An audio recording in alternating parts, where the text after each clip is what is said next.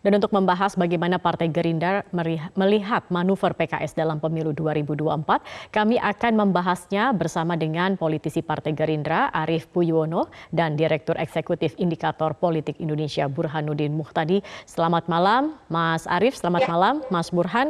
Saya ingin ke Mas Arief terlebih dahulu. Mas Arief, kader Anda ini masuk dalam radar bursa bakal calon presiden di partai lain, di mana partai ini merupakan partai yang dulu sudah sangat harmonis dalam 2 periode sebelumnya, tetapi nama yang masuk tidak ada nama Ketua Umum Partai Gerindra. Bagaimana? Apakah sudah menebak hal ini atau Anda kaget mendengar hal ini? Begitu Mas Arief? Ya, kalau menurut saya dengan masuknya Sandiaga sebagai bakal capres dari PKS, terus ditambah lagi kesediaan Sandiaga maju sebagai capres dari P3, ya artinya sudah cukup bagi Sandiaga sebenarnya kalau dia punya etika, punya moral, mundur dari Partai Gerindra, ya karena Partai Gerindra itu hanya mencalonkan Prabowo Subianto. Nah, yang kedua adalah saya sebagai kader Gerindra tidak patean Prabowo tidak diusung oleh PKS. Karena masih banyak partai lain yang mau mengusung beliau juga. Ya, artinya itu hak konstitusinya dari PKS ya untuk tidak mengusung Letnan Jenderal Prabowo Subianto sebagai capres, tapi dia lebih kepada mengusung bakal capresnya itu Sandiaga Uno. Oke. Ya, Kalau dari Gerindra sebenarnya sendiri artinya memang sudah yakin ya untuk keputusan mencapreskan atau mengajukan Prabowo dalam Capres 2024 ini. Karena dari PKS sendiri tampaknya yakin keputusan Gerindra ini belum tentu final, masih bisa berubah begitu sesuai dengan dinamika politik yang berkembang. Final, karena organ tertinggi dalam organisasi Gerindra itu kan adalah Rapimnas. Artinya keputusan Rapimnas, Gerindra hanya mengusung Prabowo Subianto. Ya, dan para kader yang tidak patut, yang tidak mau mengikuti hasil Rapimnas model kayak Sandiaga Uno, monggo keluar dari Partai Gerindra. Jangan jadi benalu atau jangan jadi pengkhianat partai. Itu saja, karena beberapa kali dari jejak digitalnya Sandiaga itu kan melakukan sudah ada belum sebenarnya ucapan Sandiaga Uno sendiri di dalam internal partai bahwa dia memang sudah niat begitu, sudah hakul yakin akan maju dalam Capres 2024 mendatang. Ini sudah ada, sudah dinyatakan begitu. Ya makanya kalau dia sudah berani menyatakan, dia harus berani menyatakan keluar dari Partai Gerindra.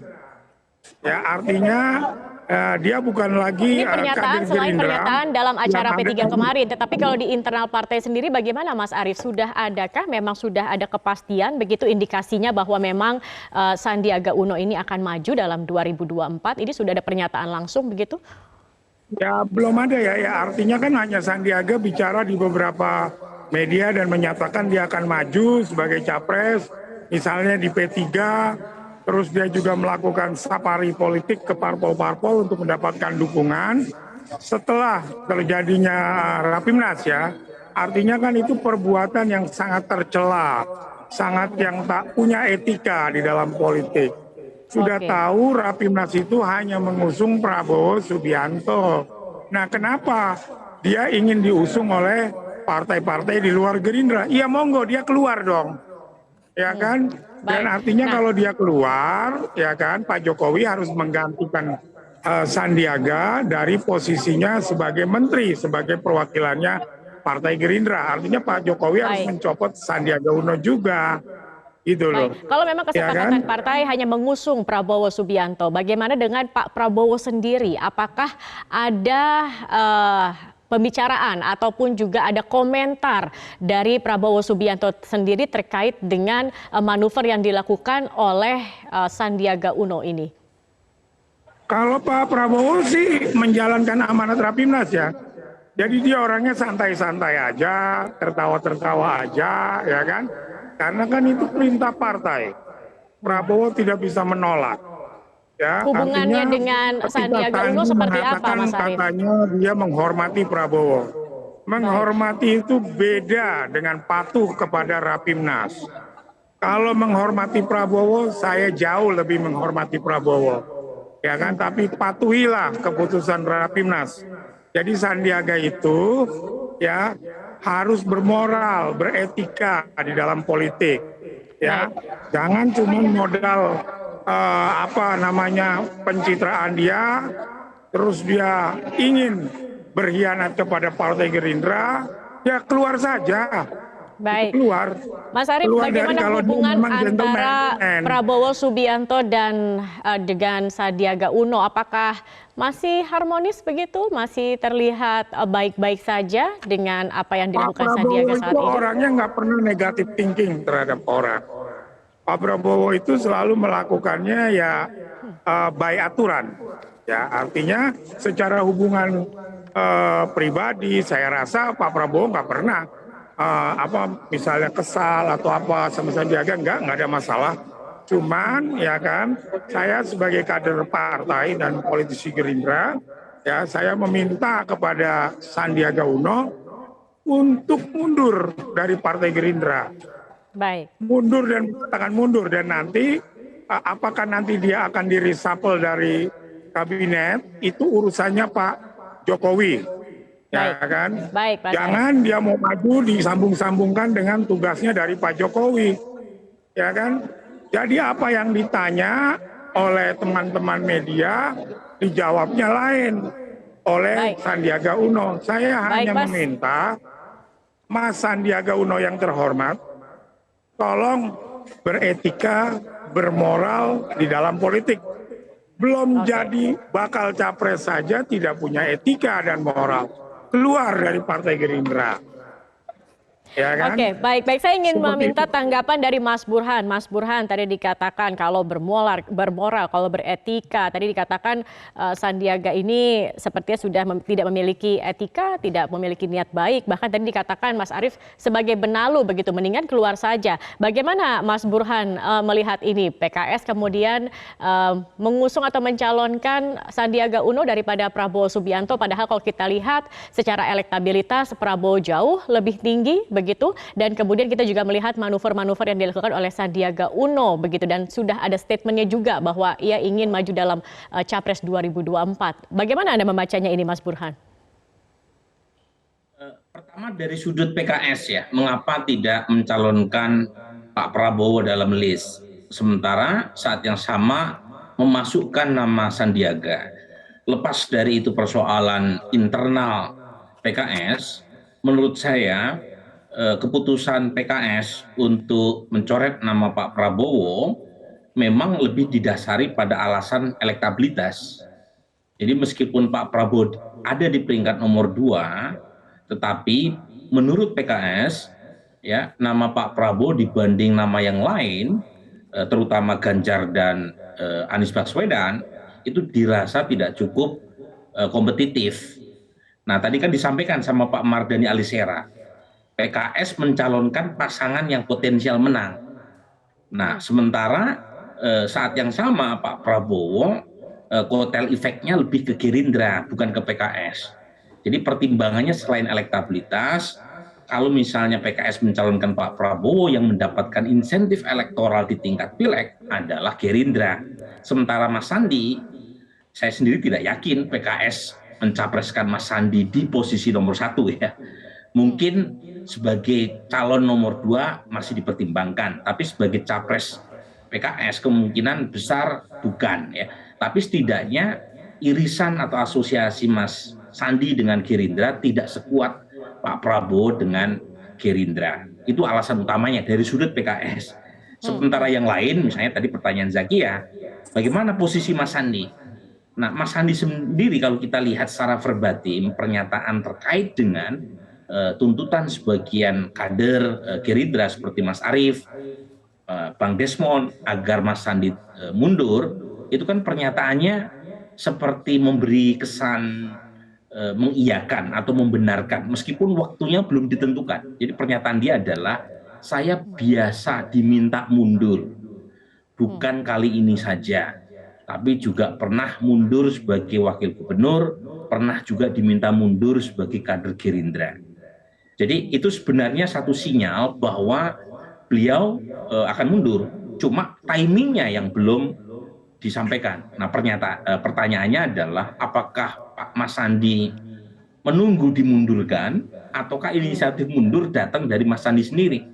Karena secara justifikasi memang tidak bisa disalahkan kalau Mas Arief Poyuwono atau Bang Desmond meminta Mas Sandi mundur ya. Karena beberapa pernyataannya atau sikap politik termasuk juga pertemuannya dengan beberapa elit partai selain Gerindra mengindikasikan Mas Sandi masih pengen maju meskipun bukan melalui perahu Gerindra. Oke. Berarti kita melihat di sini sikap dari Sandiaga Uno masih menunggu timing begitu ya, Mas Burhan, karena juga posisi saat ini juga menguntungkan jika ia memang ingin kemudian melangkah pada Capres 2024 mendatang. Timing ini kan gini, kalau mundur berarti Mas Burhan politik, boleh ditahan dulu Mas Burhan karena kita harus jeda dulu Mas Burhan, nanti kita lanjutkan kembali perbincangan ini. Saya juga ingin tahu kemudian kalau dari Mas Arief sendiri apakah menunggu nanti Sandiaga Uno mengundurkan diri atau kemudian ada sikap tegas dari internal partai yang kemudian tanda kutip memecat begitu dari Sandiaga Uno ini. Kita akan kembali berbincang usai jeda pariwara, tetap bersama kami.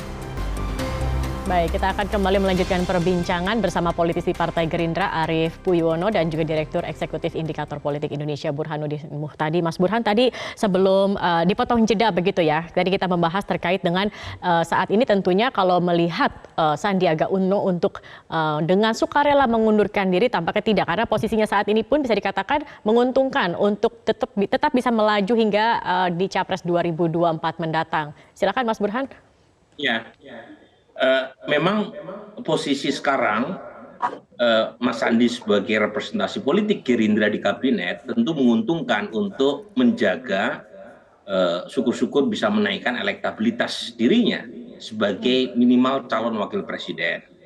Cuma masalahnya adalah kalau mengundurkan diri atau dimundurkan itu tentu punya implikasi terhadap elektabilitas Mas Sandi karena panggungnya berkurang.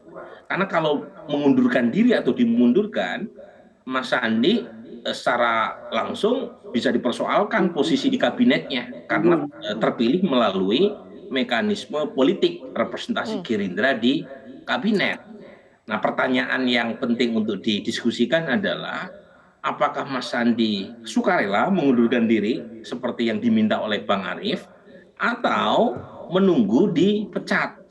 Nah, saya sendiri lebih menduga ya atau menganalisis kemungkinan yang kedua, karena kalau yang pertama secara sukarela mengundurkan diri itu efek politik elektoralnya rendah buat Mas Sandi, tapi kalau dipecat sama Bang Arief itu akan menimbulkan sentimen terzalimi, simpati begitu dari masyarakat terhadap Sandiaga Uno. Baik, nah mungkin ada alasannya Mas Arief. Oke. Mas Arief, mungkin ada alasannya juga dari Gerindra sendiri mengapa dengan tadi Anda katakan ada beberapa manuver yang dilakukan oleh Sandiaga Uno yang tidak beretika kepada Partai Gerindra, tetapi kenapa hingga saat ini hanya menunggu saja begitu? Kenapa tidak ada inisiatif saja, ya sudah dipecat saja begitu? Ya ini loh ya, jadi ini kan strategi busuk daripada si Sandiaga Uno ya, menanti untuk dipecat, ya kan? Tapi saya rasa Gerindra sudah punya cara yang terbaik ya untuk misalnya membuat dia patuh kepada keputusan Rapimnas ya, tidak lagi berlaku curang atau tidak punya etika atau menjadi pengkhianat keputusan dari Rapimnas. Apa caranya itu, Mas? Artinya memang dia itu menunggu dipecat, ya kan, dengan seakan-akan dia dijolimi, terus elektabilitasnya naik, kata Mas Burhan itu benar, ya kan. Tetapi kita juga punya mungkin ya pimpinan-pimpinan di Gerindra punya strategi khusus untuk melakukan handling terhadap Sandiaga Uno, ya kan? Nah, tetapi saya katakan itu haknya Sandiaga kalau mau mencalonkan diri sebagai capres dari partai lain. Tapi ya Mbok Yao, dia ngerti etika, ya kan? Beda, walaupun politik sama bisnis itu sama, nggak ada etikanya, ya Oke. kan? Jadi dia kan Atau beretika jangan-jangan katanya jadi pengusaha. Gerindra takut kehilangan dan rugi begitu kalau misalkan sampai Nggak ada. memecat atau Nggak kehilangan ada Sandiaga rugi. Uno dari Partai Nggak ada Gerindra ruginya. sendiri. Nggak ada ruginya Sandiaga nggak ada di Gerindra. Emang dia ngasih apa terhadap Gerindra? Dampaknya apa? Suara aja enggak, ya kan? Dampak elektabilitasnya aja nggak ada terhadap Partai Gerindra, ya kan? Ya, jadi gini loh, Sandiaga kan itu orang yang beretika di dalam bisnis katanya dilakukan dengan etika dalam berbisnis sehingga menjadi pengusaha. Tolong, sebagai politisi juga beretika, belajar, mengajarkan kepada bangsa ini, jadilah Baik. politisi yang beretika. Nanti Baik. kalau misalnya dia jadi terpilih, ya benar-benar beretika. Ya kan dia sudah jadi pengusaha yang beretika, bermoral, Baik. sehingga dia berhasil. Nah sekarang ya kalau dia mau pindah ke perusahaan lain, ya kan jadi direksi di perusahaan lain, ya keluar dong dari perusahaan yang satunya. Oke. Nanti konflik interest gitu loh. Baik, Mas Burhan, Anda bagaimana melihatnya Mas Burhan? Apakah memang akan kemungkinan besar ini beralih atau jangan-jangan masih ada kemungkinan juga antara PKS dengan Gerindra ini misalnya bersatu kembali atau seperti apa ini Mas Burhan? Tentu kemungkinan ke arah sana masih terbuka, tetapi dari sisi peluang atau probability itu kecil. Karena bagaimanapun PKS sudah 2 kali ya dalam Pilpres terakhir mendukung Pak Prabowo. Saat yang sama PKS tentu menghitung faktor satu adalah peluang kemenangan seperti yang disebut oleh Ustadz Mardhani Alisera tadi dalam mengusung capres. Yang kedua adalah kotel efek.